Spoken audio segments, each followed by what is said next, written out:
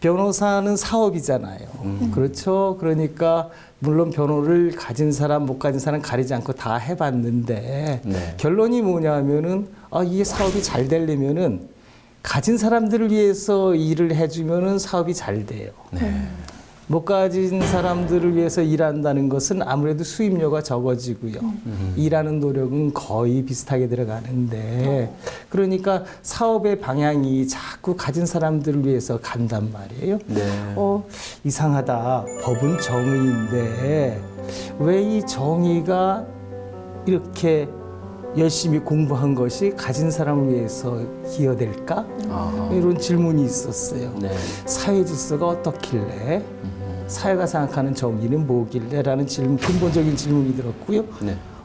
시간이 필요하다. 좀 생각하고 책도 읽고 그럴 시간이 필요하다 해서 그다음부터 학교에 혹시 자리가 있나? 이렇게 시작된 거죠. 네. 지금 돌이켜보면은 벌써 학교 온 지 15년 됐는데 좋은 선택 중 하나 아니었나 이렇게 생각됩니다. 네.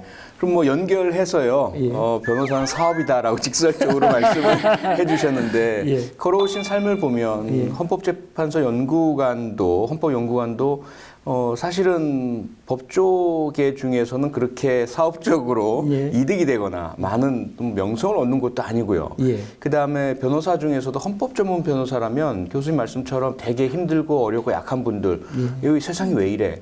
정말 이게 내가 겪은 게 정당한 거야? 예. 라고 하면서 이 법에 도전하고 또 정부에 도전하는 소송이 주로 헌법소송 아니겠습니까? 그렇습니다. 예. 왜 그렇게 살아오셨습니까?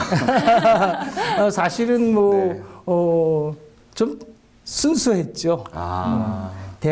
대학원 마치고 사법연수 마칠 때까지 법은 정의를 위해서 기여한다라고 생각했어요. 네. 법이 돈하고 연결된다고 생각은 거의 못하고 있었어요. 그 당시만 해도. 그리고 또 대학원에서도 마침 헌법을 전공하고 있었고. 근데 사법연수원을 마치니까 마침 헌법재판소가 새로 생겼죠. 그래서 이제 헌법재판소에 이력서를 들고 갔죠. 네. 가서 이제 헌법재판소에서 이제 받아줘서 헌법재판소에 근무하기 시작했어요. 남들은 검사 또는 판사부터 아니면 로펌 이거부터 생각할 텐데 그냥 헌법재판소 바로 가셨어요? 예. 지금 그 당시에 보니까 헌법재판소의 개념 자체도 약간 좀 흔들리고 있었고요. 근데 헌법 전공하는 사람 입장에서 볼 때는 헌법재판소가 가지는 의미를 뭐 완벽한 건 아닌데 어렴풋이 좀 알고 있었어요.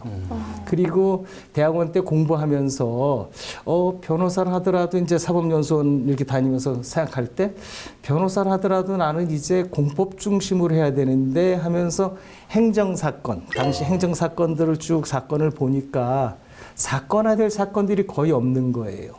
왜냐하면은 대법원에서 소익이라고 그러죠. 재판받을 수 있는 사건들 네. 나머지 그냥 각하해버려요. 이거는 법적 문제 아니야 하고서 각하해버린다고 소익을 굉장히 좁혀놨단 말이에요. 그러니까 그 당시에 저 생각할 때는 나는 이제 공법 변호사로서 행정사건을 열심히 할 텐데 평생의 목표가 소익을 점점점 확장해서 공법에 관한 문제를 다 재판받을 수 있도록 하는 것이 나의 평생의 목표 아닌가 이렇게 생각하고 있었단 말이에요. 근데 이제 헌법재판소에 가서 보니까 헌법재판소의 헌법소원 심판 사건이 그것을 한 번에 다 풀어줬어요.